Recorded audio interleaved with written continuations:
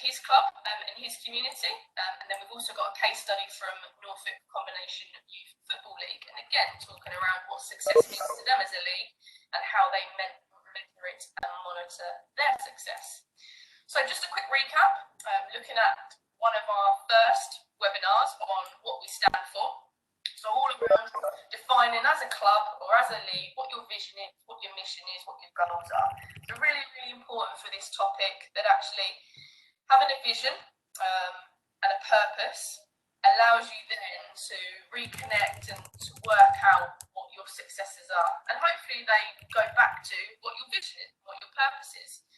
So just a recap of some of those buzzwords that we spoke about last time. So the vision is almost how you as a club or a league would like to be seen by the rest of the world, by those that sit outside of your club, but also those that sit within your club or league.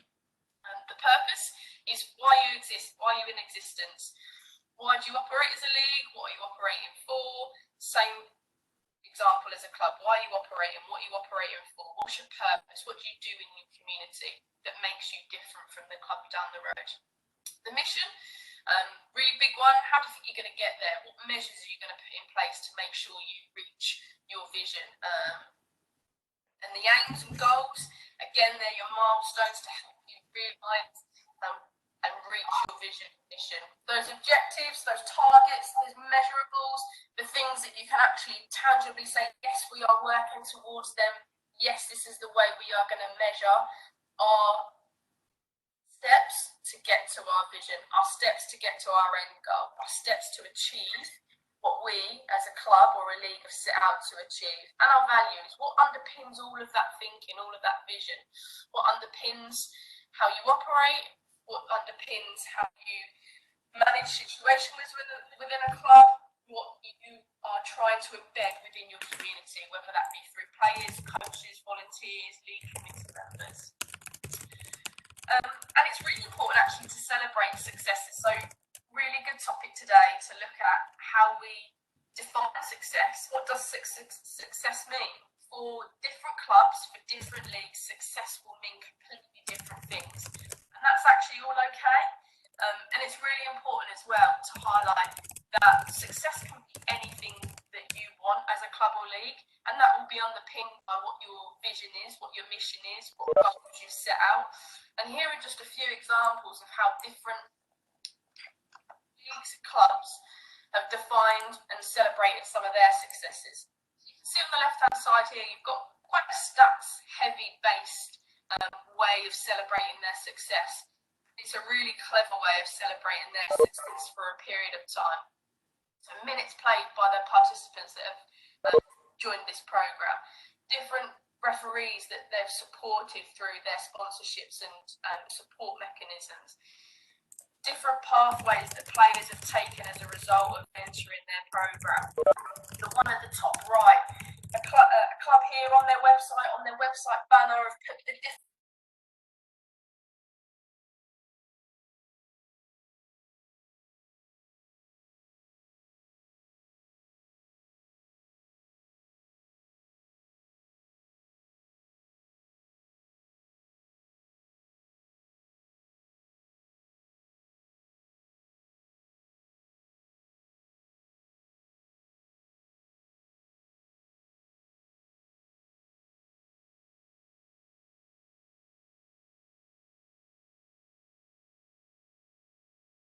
these clubs, their players progressing further and beyond their club into different step levels, different clubs, is another way of defining success, another way that can be captured in programs, that can be captured on league websites.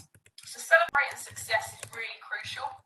Defining your success is even more crucial, and more importantly, understanding actually that success can be anything you want it to be.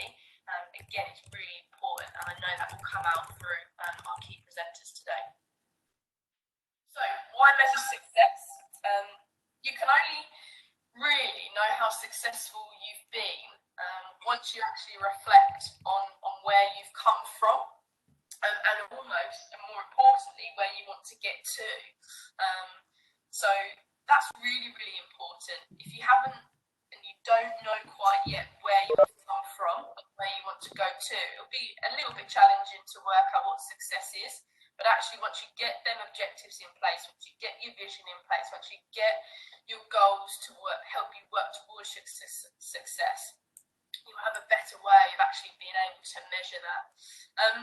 Success motivates people. It helps people achieve. It helps people build a sense of togetherness, a sense of positivity. We all know what it's like. Once we've succeeded in something, it motivates us, pushes us on to do the next thing, to go that little bit further, to reach that little bit higher. Success and the reasons for demonstrating that has real value when you're talking to funders, when you're talking to businesses, when you're talking to sponsorships around the investment that they may make into your club. Not just for now, but in the future. If you can prove that you're successful in whatever you deem successful for you as your club or league, and you can demonstrate that in the right way, that has real value when you're talking to those that may want to invest in you, when they want to sponsor you financially, may want to endorse you as your club or league. It provides ongoing business support planning. So actually, having those success measures helps you know that you are achieving your business plan, whether that be 1 year, 3 year, 5 year, 10 year. And you can start ticking off those successes. And if you're working on short-term and medium long-term goals, that actually helps you get to hopefully your bigger picture, your overarching aims of your business plan, overarching aims of your development plan, helping you steer towards that overall vision, helping you steer towards that overall success. It helps as well tell a story. There are so many fantastic clubs out there in our grassroots landscape, and you do such amazing things, and it's actually really, really good and positive, and it needs to be shared bigger than just internally. I'm sure that all of your parents, all of your coaches, all of your players know what a fantastic job you do, but actually it's really important to share that beyond those that already know what you do. And again, I've mentioned it right at the beginning, but above all, it shows that you're meeting your vision and your purpose, and hopefully that's the reason that you're in existence. And if you keep working towards that, that will always be your guiding light, your shining star as to those hard decisions that you need to be made, those business plans you might need to rein in, all around making sure that you're solid towards your vision and purpose. I think you jump in to take that. Yes, thanks, Danielle. So if we get into start talking about how to measure success, kind of in simple terms, think about it as quantity, as numbers, and quality. And as Danielle showed on some of the earlier slides there, you can already see, I think typically a lot of people would look at quantity probably more often than not, because it's easier perhaps to just count numbers. Anyone who's pulled together or prepared a funding application, often immediately the attention is drawn to how many of this, how many of that, how many new people playing, or how many hours doing this or that. So it's quite nice to have numbers and easy to track a change over time. Types of things we look at, say number of members, number of players, then financially when we've got numbers to play with, so levels of income, whether the business is growing or not, number of coaching qualifications, and other skilled volunteers. So, and of course, we've got a league table that's got numbers, which immediately tells you whether they're succeeding or not. But I think alongside that, it's really good to try and get a mix of really quantity and quality. So thinking about qualitative, really about, says the quality. So what different things could you potentially measure? So things like satisfaction. Would you recommend this volunteering for this club to a friend? Or what's becoming more and more apparent is the importance of well-being. How people, so it's more often about feelings. And again, it's nice to mix up some quantifiable numbers with some feelings, telling the story of success in a slightly different way. So, broadly speaking, you can fit them into two categories.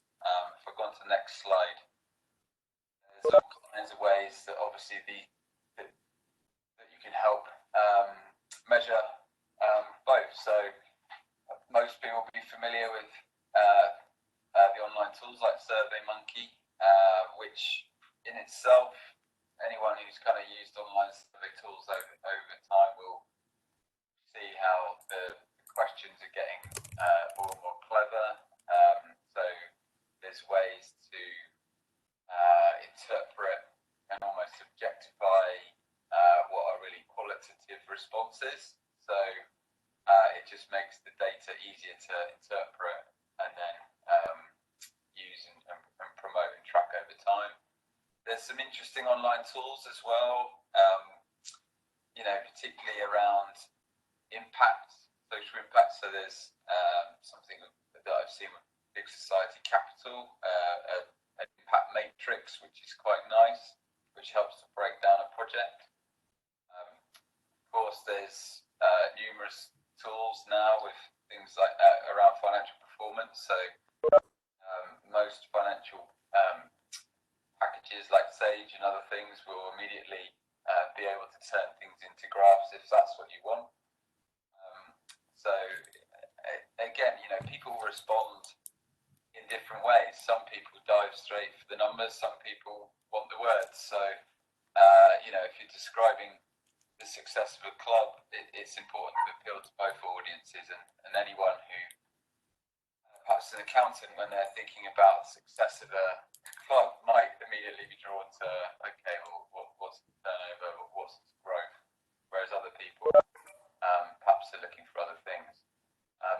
Participation, activity, these are the sort of things that quite a lot of clubs will be tracking anyway, even if it's not necessarily to promote success. So it might be something that you need to report back, or even just a case of collecting subs. This data should be there, so then it's thinking about how you might use it. In terms of kind of more qualitative ways to get information, focus groups are fantastic. Not just to track success, but just to get feedback and get under the skin of some of the issues that are bad about a club. So it's just finding that time with a small group of people where you can sit down in an open-minded way, in a trusted way, and talk about the club and how it's going. And actually, often some of the best ways to promote the success of a club is some of the comments that come out of those focus groups, where it really touches on perhaps an individual emotional story about how it's affected someone's life, or perhaps, I don't know, the confidence of someone's child has really grown by virtue of the impact that you've had of them being involved at the club. So you can really get into some of the issues, and also you can take perhaps some of the data that you've already captured into those focus groups and try and unpick it to really understand a bit more of the feeling behind the numbers. One-to-one interviews is a good way to actually be more specific and niche. So sometimes it doesn't always suit to have a focus group if people are sat there with completely different interests and a take. So for example, a one-to-one interview where you've got people different parts of the club, perhaps coaches, spectators, parents, you try and group them together on the focus group, or tease out perhaps a one-to-one interview. But yeah, there's other more creative ways as well. So what's becoming more and more popular, and I think we'll see that shortly with Wayne and Hive, is the use of media, short films, other ways to and social media to get some instant responses, to capture feedback and share successes. So lots of different ways, and so many different apps and technology that can help now. So be creative. What's the next one? Slightly more technical slide, really. When you kind of think about, okay, so finding success is, actually kind of how you get there and working backwards and start turn it into a plan or a project plan. It can become a really useful planning tool. So the way I'd start is to start right on the far side of the outcomes. So what are the types of things that what would you define success as? What are you looking to achieve? So it might be perhaps more girls playing football, or it might be to create the most engaged, passionate volunteer workforce. You start on that right-hand side, and then you just work your way backwards through the outputs, activities, and inputs. So, to have a fantastic, engaged volunteer workforce, start to think about, okay, so what are the outputs there, or is there some training that we need to do? Are there other materials that we might need that help them feel comfortable, and trusted and empowered in the roles that they do? Working back through to the activities, are there focus groups or interventions that we could make around understanding the role of volunteering at a club, and which will lead to the outputs and ultimately outcomes, and then back right at the start of the inputs. So what do you need to put into this? Is it some money into the training courses? Do you need some mentoring? Do you need to go and visit another club who've got a great program going? So it's just a way to kind of start to piece together from the best bit, really, which is what you're trying to achieve, a little plan of action. And if you'd go on to the next slide. And for those real enthusiasts out there, there's a whole host of extra kind of more technical tools and models which can help think about measurement and evaluation. And we're going to cover in future webinars a bit more around planning a good project. But here's just a few things which might appeal. Again, there's lots of free stuff online. So there's these kind of like nice canvases which is not a bad place to start working up a project from. So that's on the left, where it breaks it down into various components, as I was saying before. What's the success factor, but what's what the aim. So it just allows you, perhaps as a small group, to work through the whole a bit more of a plan, really. So you've got it all bulleted and broken down. Sport England have got a useful tool which is called outcomes hierarchy, which again is fairly similar. You start with the primary outcome, what you're looking to achieve. So as a club, again, it could be an on-pitch thing, or it could be something more to do with perhaps the culture and environment at the club.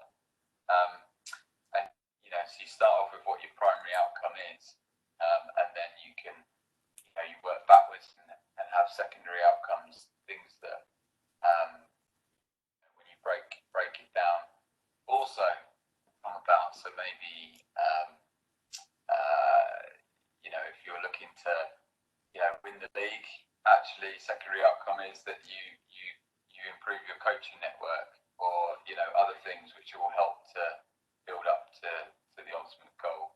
And then at the bottom, which is the important thing, really, is, which goes back to the slides before, is what are the indicators? So how do you know in a quantifiable way that you've achieved success?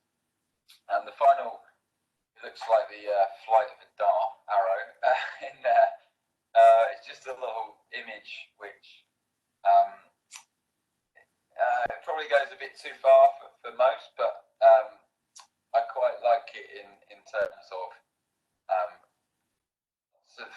lots of things have hopefully intended consequences, but sometimes there's positive unintended consequences, and sometimes unfortunately negative unintended consequences. So it's always worth thinking about when you've got a goal in mind, what other things going on.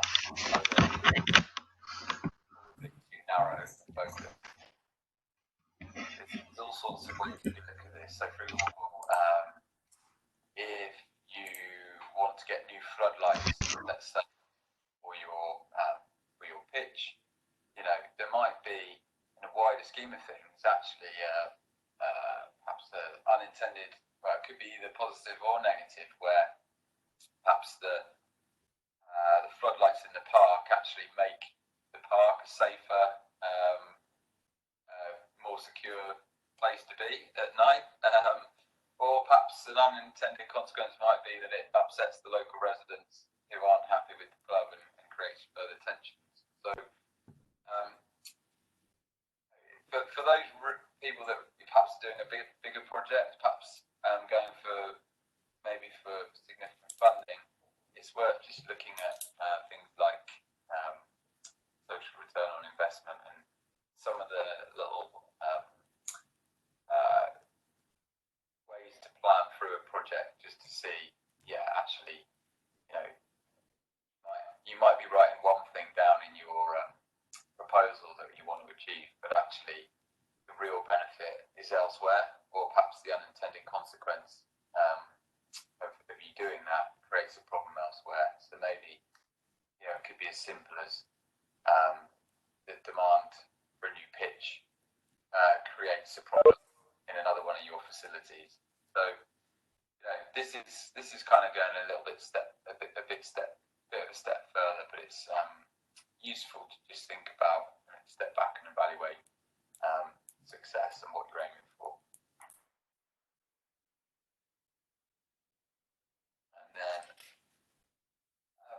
I think this slide will probably be best presented really through some of the case studies, because they really do shout about, Daniel's mentioned already, but it's really thinking about obviously celebrating success, particularly if you've now got some really useful data, and thinking about how ways the audience, as I said before, respond to different data. So people might like a little snappy infographic that sits in social media. Other people might like a detailed report or presentation. Maybe perhaps a parent or an investor or someone, or maybe there's a volunteer who wants to see that kind of feel-good factor with a nice pen portrait of someone who's got involved in the club and is passionately talking about how it's changed them for the better. So definitely celebrate success. Think about if you can regularly build it into your calendar, then that's great, because then people expect it.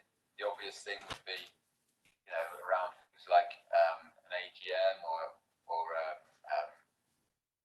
an annual get together that you have, awards night. It's nice, because then people, it becomes a routine and an expectation that there'll be a celebration. And as I say, there's a variety of different ways to do it.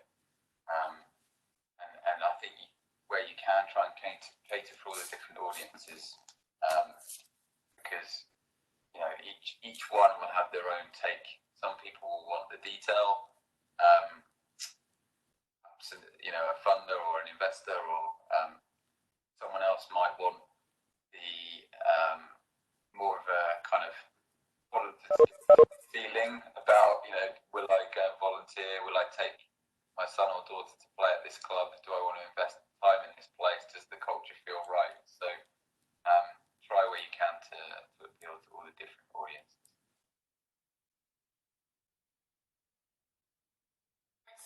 Thanks, James.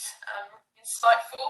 Lots of colourful infographics from yourself there as well. So thank you very much for that, guys.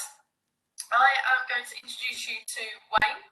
Wayne is from Hive and Dibden Youth Football Club, and Wayne has joined us this evening to talk about the club's successes, what it means for the club, how they've worked out their club successes. But Wayne, before we start, shall I show the guys the video? Yeah, it's a great place to start.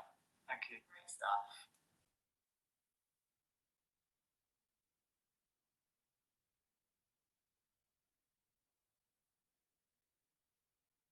Really cool video, guys, just to kick-start off and the introduction to Hive and Dibden.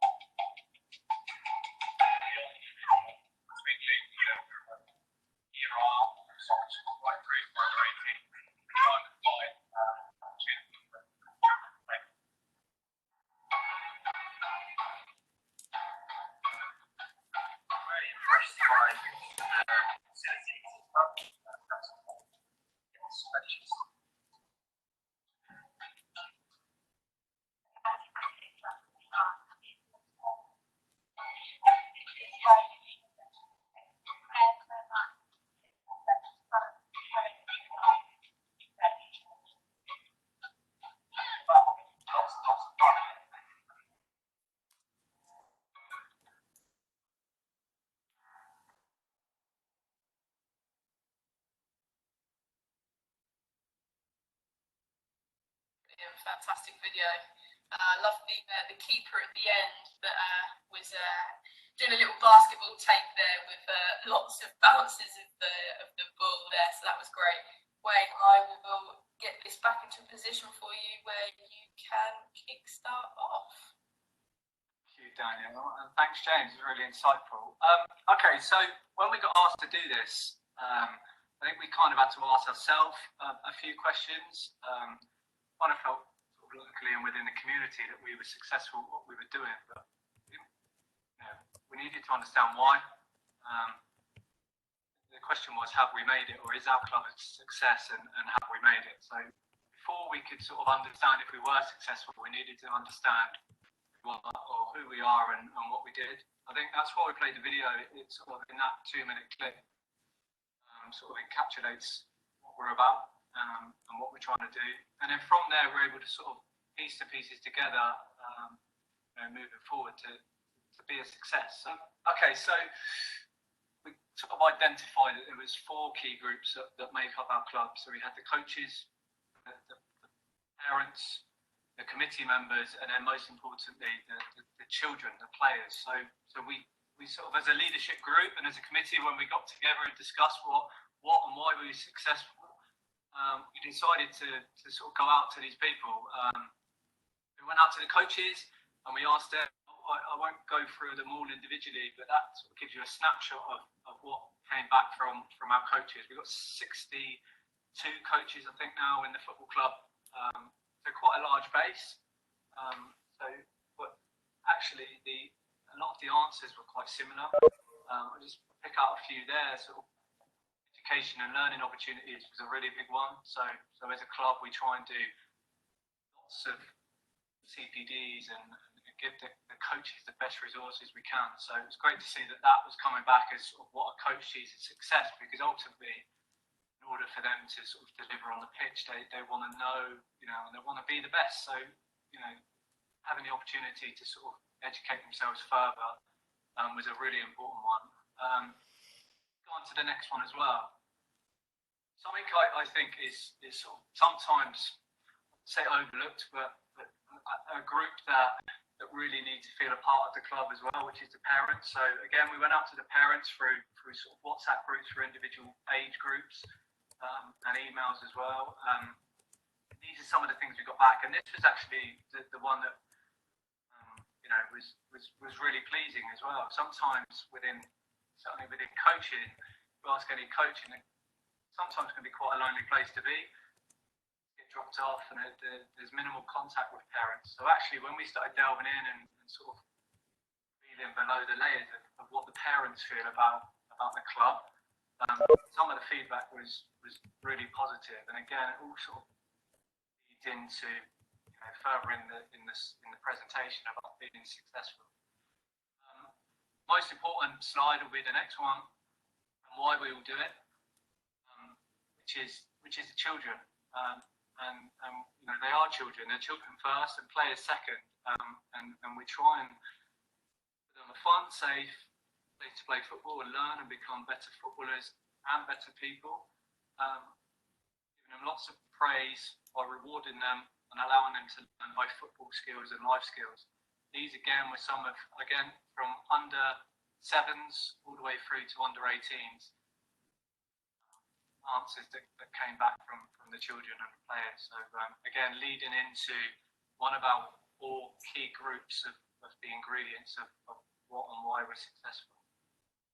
Lastly, was a committee. So it underpins any great club. I'm fortunate enough to be the chairman of the football club, but not naive enough to realise that it's the team that's around me that enables us to be successful. So I've got a fantastic team. Again, we reached out and we asked each and every one of them.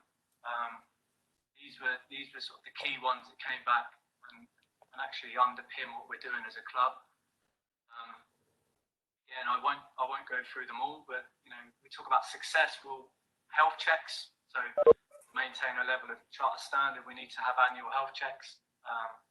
On the spot checks, a lot of county FAs now are doing spot checks with coaches, so making sure that we're getting good returns in them as well.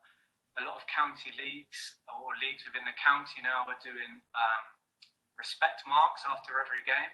So again, we came out above the average in those spot checks as well. So that was really important as well, to make sure that the good work going on is actually transferring right down onto the pitch with the coaches.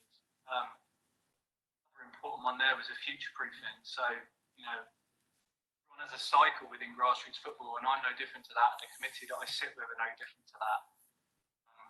A big part of what we're trying to do is make sure that when our time's done with the club and we move on into different things and we leave the club in what will be great hands, is to make sure that they've got the platform to sort of continue the great work.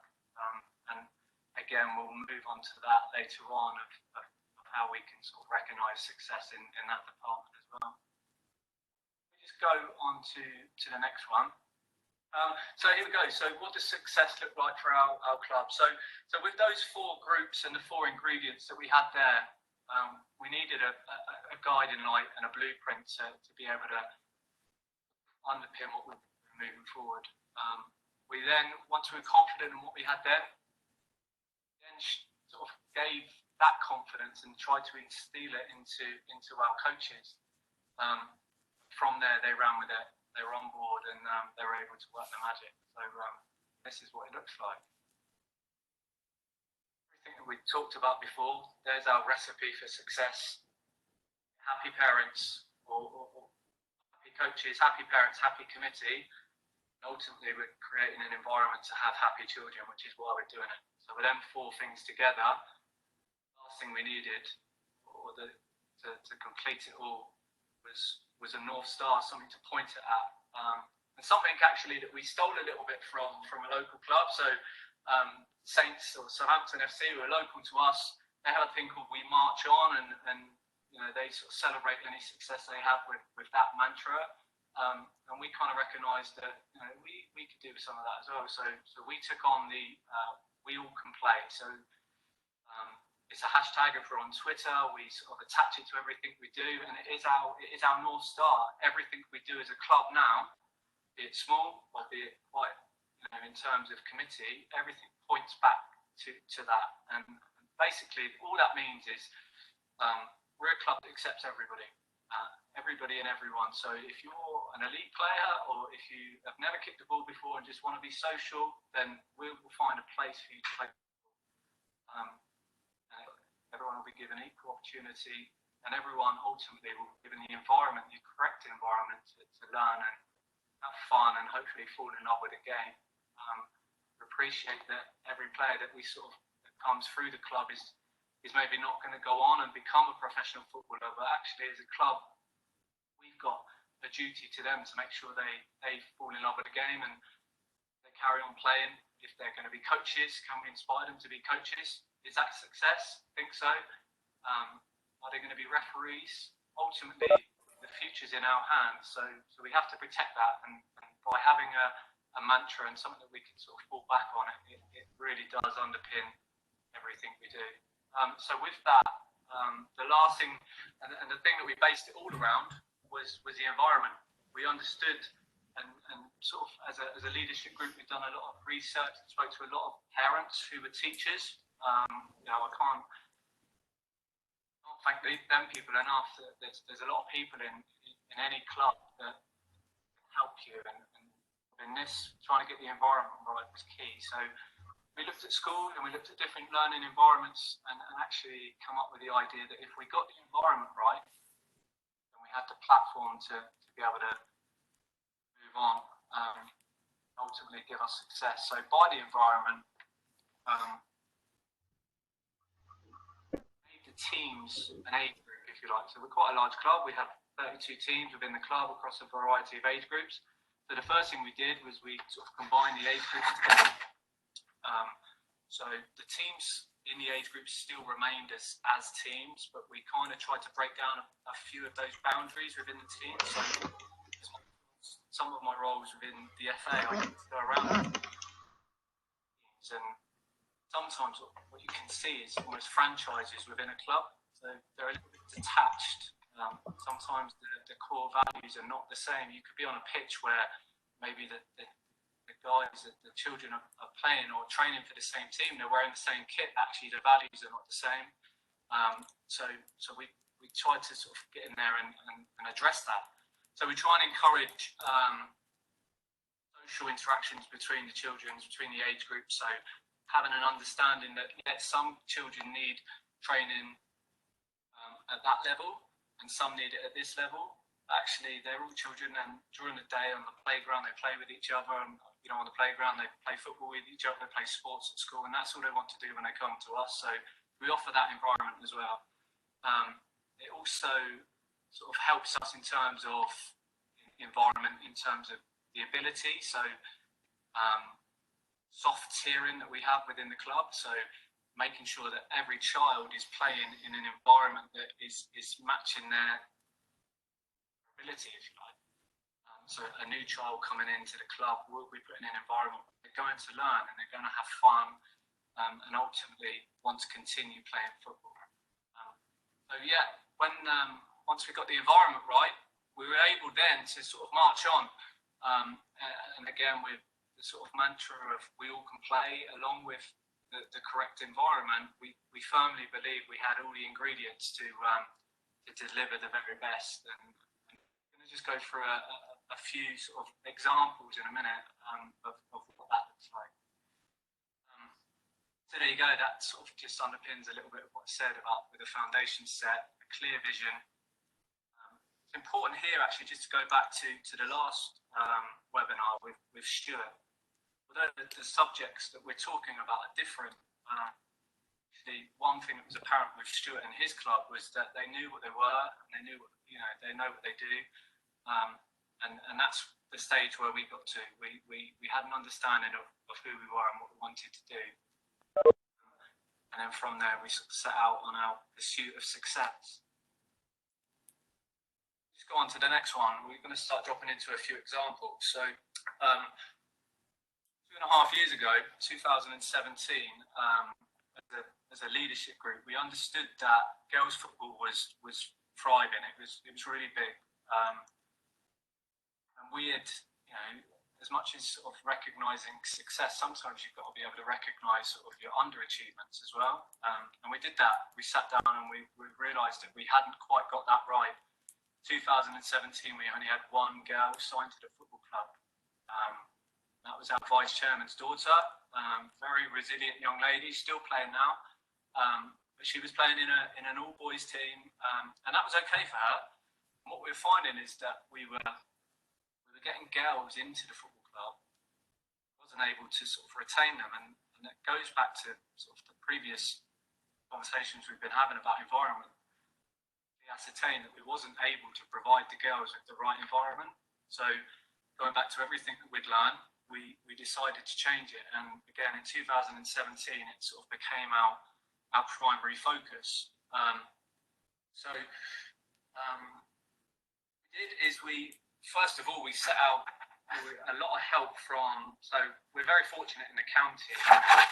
There's a lady called Flo who works for Hampshire FA, and she's fantastic. She really helped myself and the club on sort of our pursuit for success within the girls' game.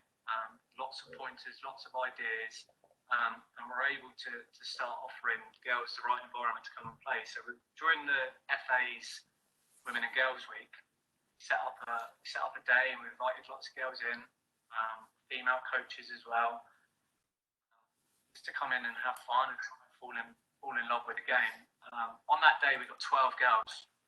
They came in, they had fun, and then from there, we spoke to. So at the time, it was a lady called Lois Fiddler who was involved within Southampton FC Women's and Girls, and Martina. And they were doing some great work locally. So we spoke to them as well. And they were brilliant. They came in and they helped and they put on sessions and TPDs. And from that, we were able to get some female coaches, which was the first time we'd had that within the club. So we were able to get them through on their level ones. So then we started to see the growth of it. Now, up until now, I think we're up to 2.5 years on, we're up to 60 girls now across various teams. We've got a lioness session that's set up on a weekday night that's brilliant. That the environment for our youngest girls to come in. They hope that they're going to go and form a new team at under sevens. And that sort of, to us as a club, that's what success looks like. We were big enough to recognise that we'd maybe not been so successful in an area, understood why, we talked about it, and we set out on the pursuit. And that's an example really of actually a bit of a long-term project. That's 2.5 years from then until now, and it's by no means over. So, we're talking about that's going to continue. That success that we've got to now is only temporary, and it will grow and it will get better, bigger. Again, like what James was saying, it's not just about quantity, it's about quality as well. So we've got to ensure that when these girls come in, we're able to provide the right opportunity. That's sort of a bit based around the club's long-term or a piece of success from the long term. This here was really inspiring. Something we put out on social media as well, and I was really glad that sort of James spoke about this in his piece as well, which was what success looked like for maybe individuals as well. So Millie is a lovely young lady who had a few issues with confidence. She would go to school, but she would really struggle to integrate socially. Certainly not with any clubs. Parents had tried the usual clubs, and she came down to one of our sessions with a coach who we're going to speak about in a minute, who egged her on and got her in to do a couple of minutes, which she did. She came in and she did a couple of minutes, played some fun games, and that was enough for her at that time. And she went back out the gate. Next week she came back and she did a few minutes more, and it's gradually grew and grew and grew.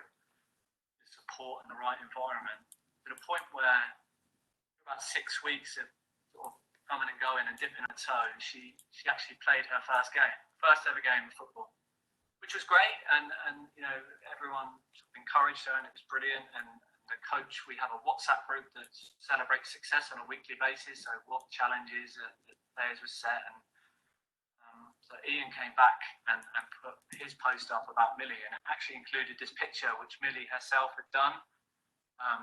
So to some it's just a picture, but actually to her parents and to the club who understood where Millie was,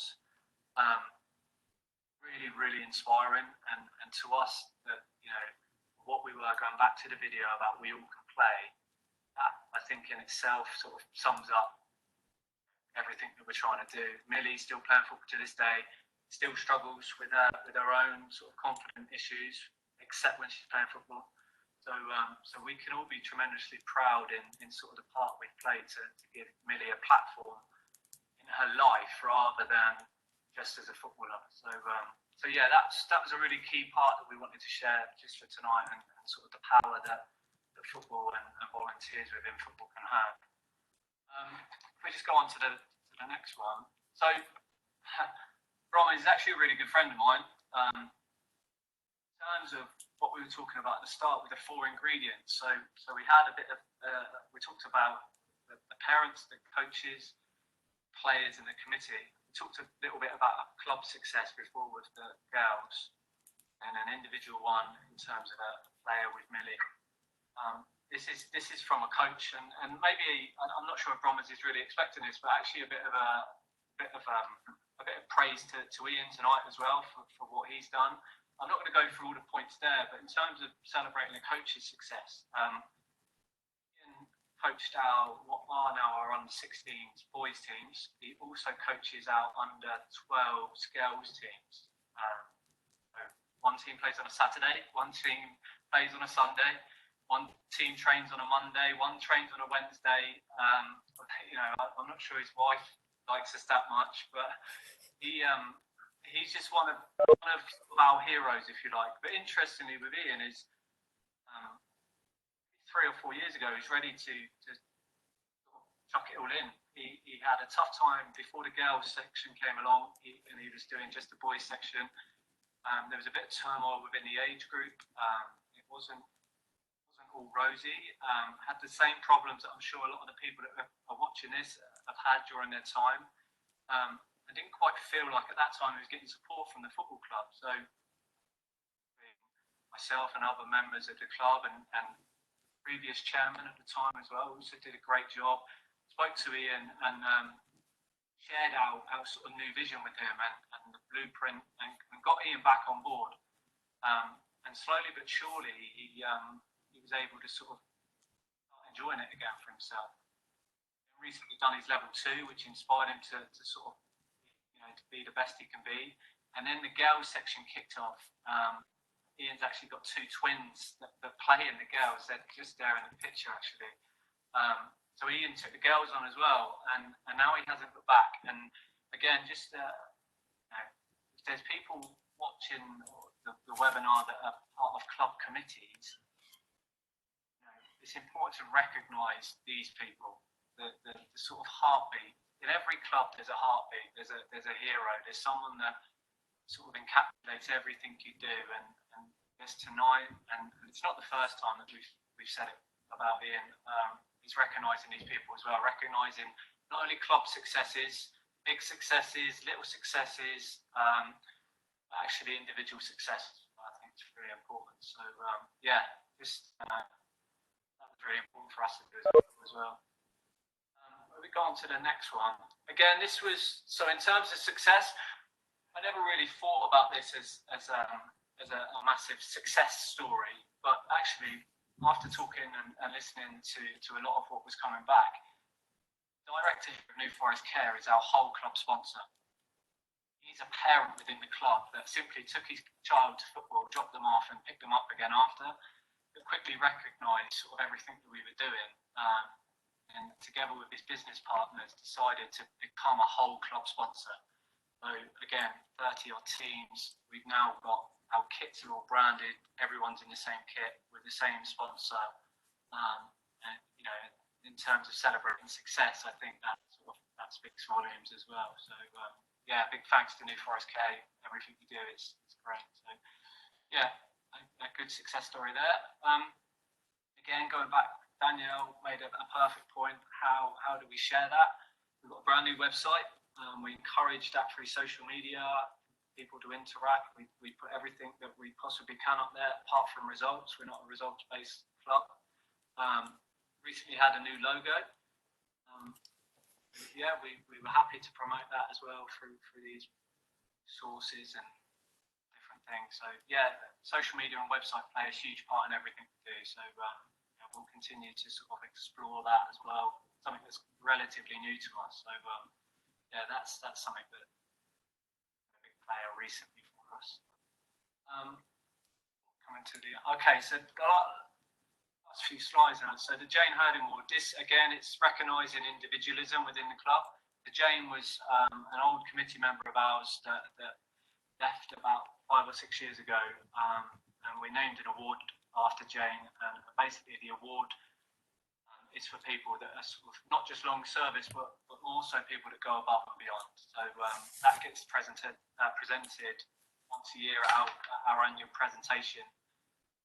Something that's sort of important to the club, again, to recognise these individuals that sort of are the heartbeat of football clubs. So yeah, just a little touch on that again about recognising success.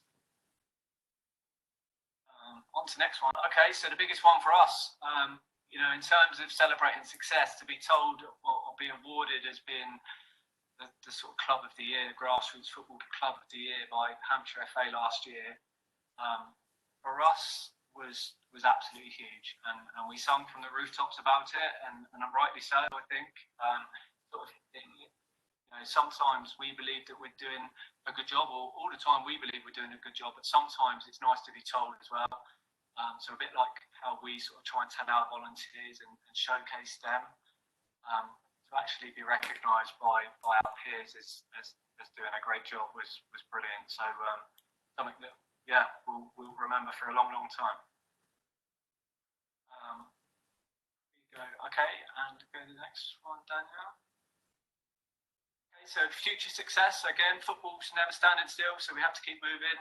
Charter Standard Community Club. At the moment, we're a development club. We've got a few sort of T's to cross and I's to dot before we can apply for our community club.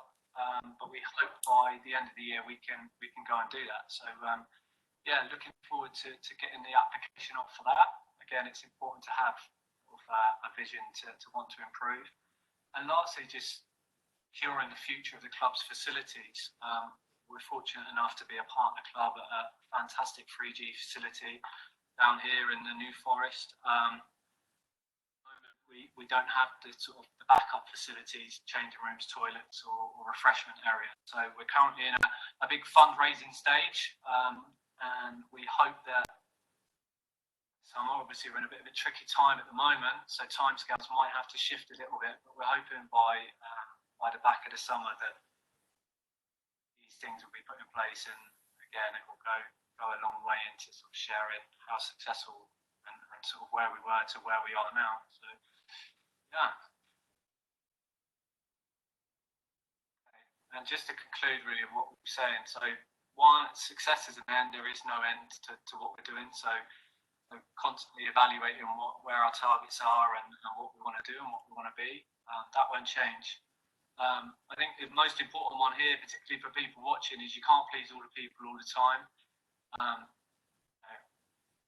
The whole presentation might come across like everything's rosy within our club and we don't have any problems and we don't get any problem emails or problems with parents and stuff. We do.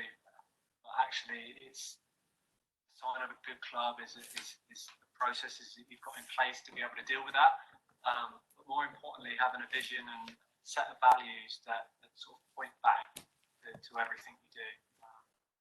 If you've got that, then you deal with these problems a lot more efficiently. So don't be alarmed by problems, especially if you're a club that haven't got a vision or a blueprint or a shining light yet.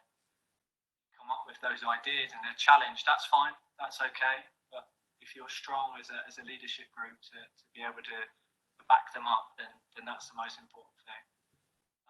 And then lastly, I guess it's why we all do it. If we're keeping the parents, the players and the coaches happy, then we deem ourselves as a success. Yeah, that's it guys. Thanks very much for me football club. Well, that was fantastic. Thank you very much for that. That is much appreciated. Really insightful. I think it was really important that when we were talking about success, and this wasn't at all teed up, I emailed many county affairs and said, look, if you've got some really good clubs, really good practice out there around this topic, please do let me know. And Hampshire came back and recommended Wayne, which was fantastic. And I always had in the back of my head when pulling the content together with James that it would always look at maybe something different that isn't necessarily a facility project, for example, or it isn't necessarily a big funding bid, for example, that success could be in any way, shape or form that you as a club, as a committee, deemed appropriate. So I was always really keen for that, and it just so happened that when Hampshire FA, Charlotte over there recommended Wayne, that it worked out well, and I think, like I say, it wasn't the fact that we wanted to tee it up, it was more the fact that success can be anything, and I think sometimes we overcomplicate it. I think one question that did come through the chat, which I think is really good from Andrew, is just around some of the assets and infographics that have been shared today. Look really cool. Is there any kind of almost free tools out there?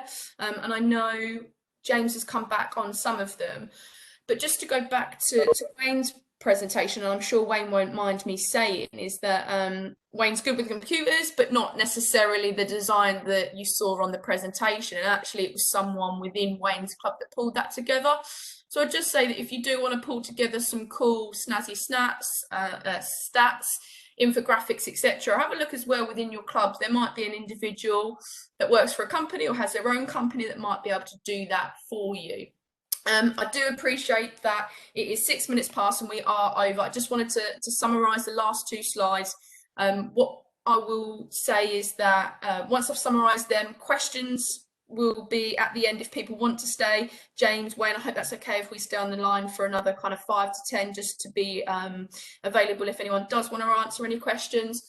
Just wanted to give this last slide some time. Karen gave me her time last week, which was fantastic. And she ultimately spoke around what one of the successes for her league is. And ultimately, and again, it wasn't planned, it just reiterated everything that Wayne had said, everything that James had kind of pulled together in terms of content and guidance. And ultimately, for this league, one of their successes really is to be able to provide and continue to provide a safe, supportive and enjoyable opportunity to play football.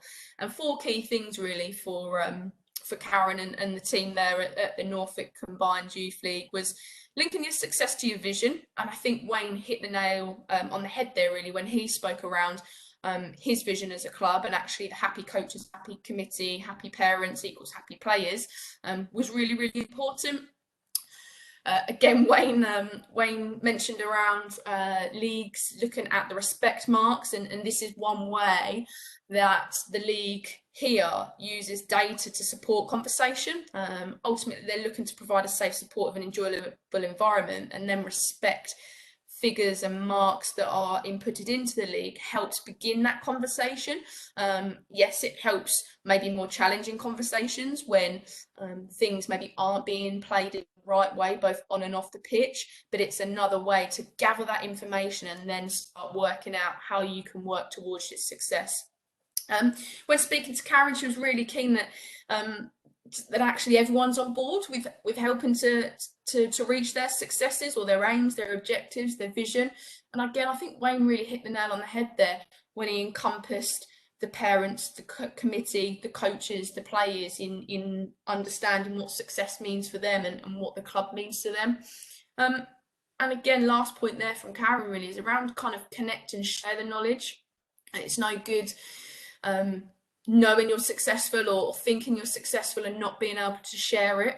It's really, really important, especially in the current times. I know it's a real challenge, and I was challenged as to whether I should continue running this webinar based on the current situations we find ourselves in, and I was adamant to do so for the simple fact is that yes, it's been a really tough season for many, and if anything, it's exceptionally tough now.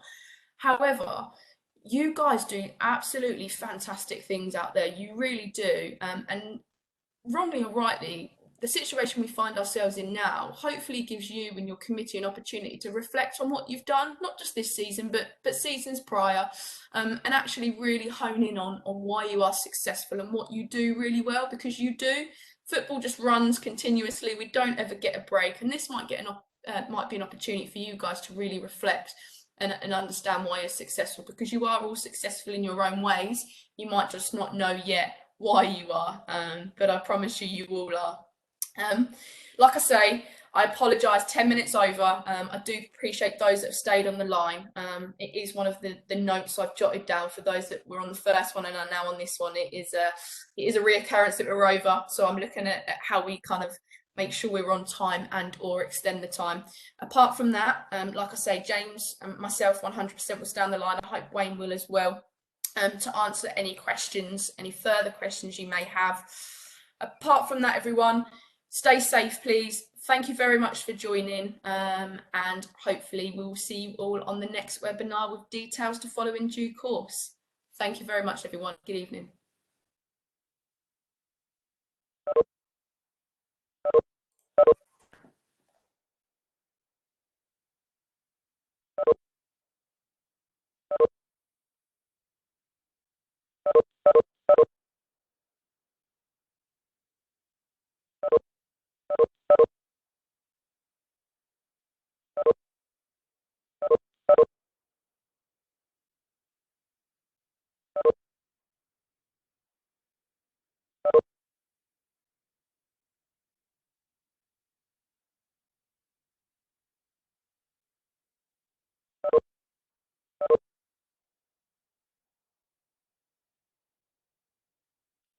Cool. If anyone is on the line that does have any questions, please